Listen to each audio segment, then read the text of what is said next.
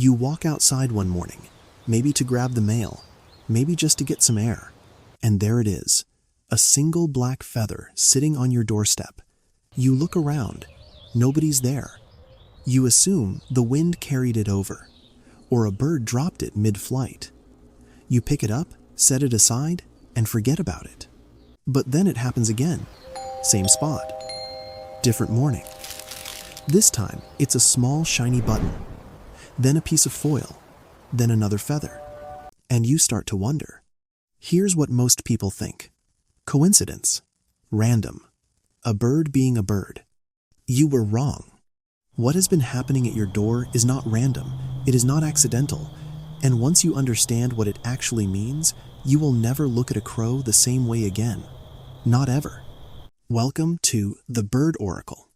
If you're new here, subscribe, because what you're about to discover will change the way you see every crow that comes near you, and it will make you wonder how long they've been paying attention.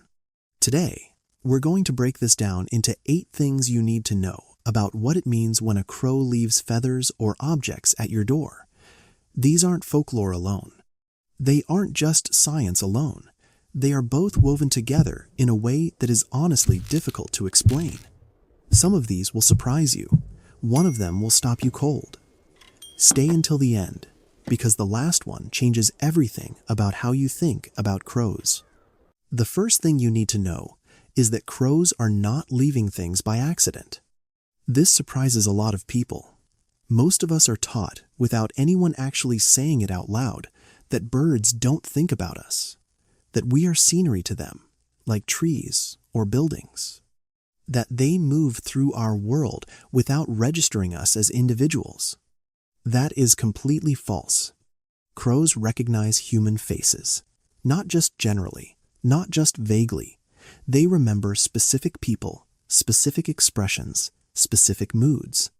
Research from the University of Washington confirmed years ago that crows not only recognize individual humans, they pass that information to their offspring. Their children know your face. Possibly their grandchildren do too. So when a crow leaves something at your door, it already knows it's your door. It knows you by sight. It has been watching you, possibly for weeks. Whatever it brought for you, specifically. That is not instinct. That is intention.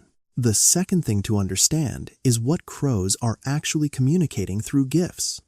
The behavior researchers call it provisioning, but that's too cold a word for what is actually happening. What crows are doing is engaging in a social transaction. They are treating you as a member of their community. Crows are highly social animals. Within a crow group, individuals share food, bring objects to those they are bonded to, and maintain relationships over years.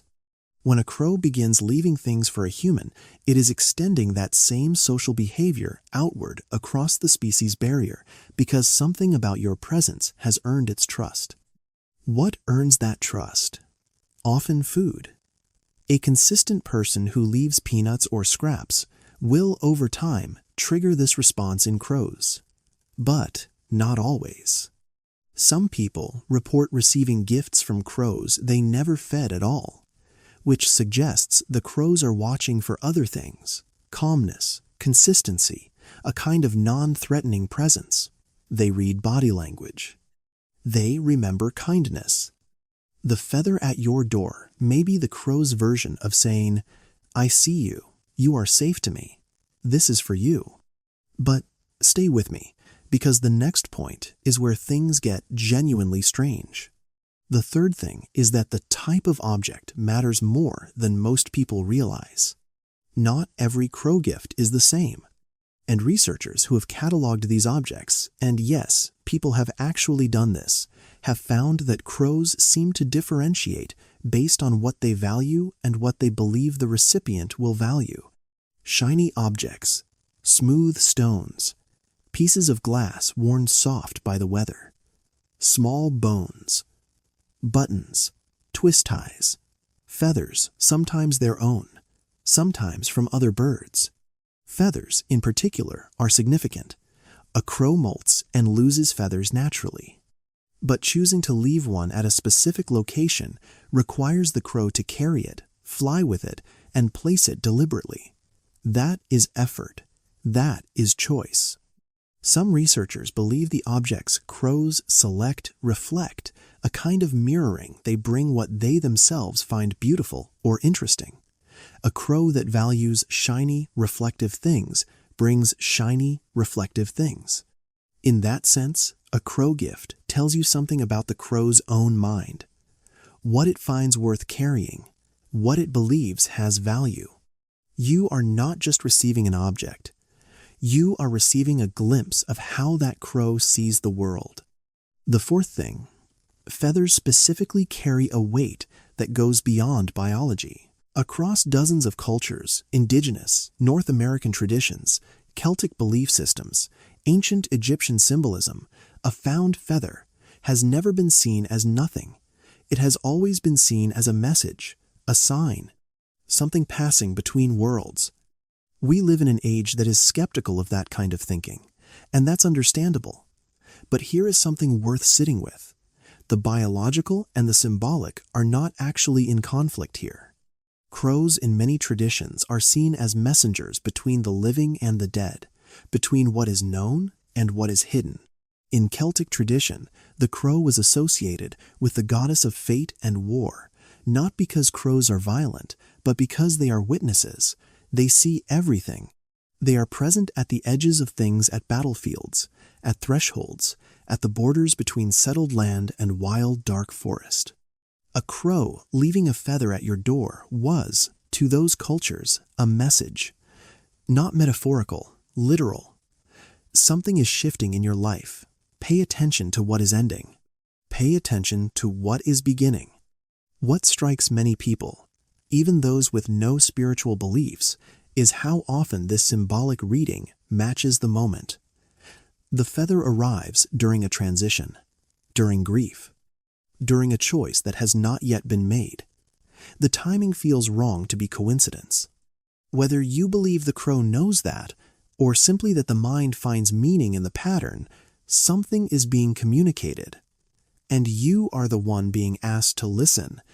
We are halfway through, and what comes next is where this goes somewhere most people never expect.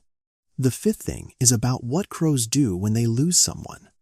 There is a behavior in crows that scientists have been observing for a long time and still struggle to fully explain. When a crow in a group dies, the others gather. They don't scatter. They come closer. This gathering is not random. It appears to serve a function. The crows are assessing what caused the death. They are learning. They remember the location. They will avoid it or treat it with caution, sometimes for years. But there is something else within that gathering that looks very much like grief. Crows have been documented standing over a dead companion for long periods. They bring food to the body. In some cases, they leave objects near it, the same behavior they show toward humans they trust. If you are someone a crow has been leaving gifts for, and that crow disappears, you may notice the gifts stop, and you may notice other crows watching your door in the days that follow. Not leaving anything, just watching, as if waiting for something to come back that will not. What does that mean? We don't know fully, but it means something. The sixth thing is about crows and thresholds, and why your door specifically matters. Crows are extraordinarily sensitive to territory and boundary. Your door is not, to a crow, just a door. It is the edge of your space, the threshold between your interior world and the outside one. In the architecture of the natural world, thresholds matter enormously. Animals mark them, guard them, treat them with care. When a crow leaves something at your threshold, it is placing its offering at the most symbolic point it can reach the boundary between your world and its world. Not inside, not scattered randomly in your yard. At the edge, at the meeting point. This is also why many spiritual traditions place such weight on doorways. The threshold is where protection is offered, where warnings are delivered, where the boundary between known and unknown becomes thin. The crow may not know any of that human symbolism. But it has arrived. Across thousands of years of instinct and learned behavior, at the same location. The threshold, the edge, the exact place where a message would be left by someone who cannot come inside. The seventh thing is something that took researchers a long time to accept. Crows play. They solve puzzles. They use tools. They plan for a future they will not experience immediately. They have been observed sliding down snow-covered rooftops repeatedly, not for food, not for survival, for the experience of it, for what looks, from every angle we have, like joy. They also hold grudges for years. They recognize a person who harmed them and respond with hostility dive bombing, calling out warnings, recruiting other crows to the cause, sometimes for an entire decade. A crow that brings you gifts has made a judgment about you. It has placed you on the side of the ledger it keeps for people who are trusted, safe, worth engaging with, and it will remember that judgment. Not for a season, for years. This means that whatever this crow saw in you, whatever earned the first feather, is something it has decided is enduring. You are not a stranger to this bird. You are known. You have been watched, assessed, and chosen. That is not a small thing. In the social world of crows, that kind of status is earned slowly and kept carefully. And now the last one, the one I told you to stay for. The eighth thing is the one that is hardest to explain, and the one that has stayed with me the longest. There are people who report that crow gifts began arriving at a specific, pivotal moment in their lives. Not before, not after. At the turning point, the loss, the beginning, the end. The moment before everything changed. Some of these people had been feeding crows for years. Some had never paid a crow any attention before. Some were strangers to these birds in every measurable way. And yet the feather appeared at the door on the day that mattered. Science can explain what crows are capable of. It can explain memory and social bonding and the mechanisms of gift-giving. What it cannot yet explain is this: how does a crow know when to begin?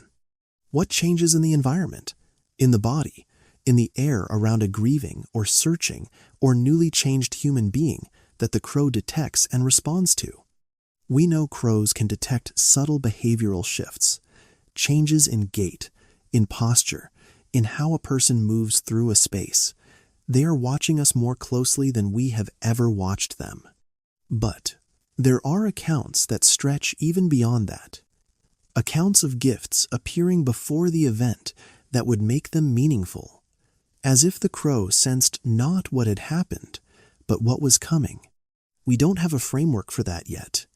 We may never have one. What we can say is this: when a crow leaves a feather at your door, something about you, your presence, your state, your being in that moment was seen, was registered, was responded to by a creature whose mind works differently than ours, whose senses reach into frequencies we have no instruments to measure. That moment at your door is not empty. It is full of something we simply do not yet have the equipment to perceive. Crows have been leaving things at human doors for as long as humans, and crows have shared the same world. The reasons are layered, biological, social, deeply intelligent, and perhaps something more. Something that sits at the edge of what we know and looks out into the dark. I want to ask you something, and I want you to think about it carefully before you answer. Have you ever found a feather, or an object, or anything unusual at your door, and felt, in a way you couldn't fully justify, that it was meant for you? That it wasn't random? What was happening in your life at that moment? Leave it in the comments. I read every single one, and I want you to know these stories stay with me. They matter. I'll see you in the next one.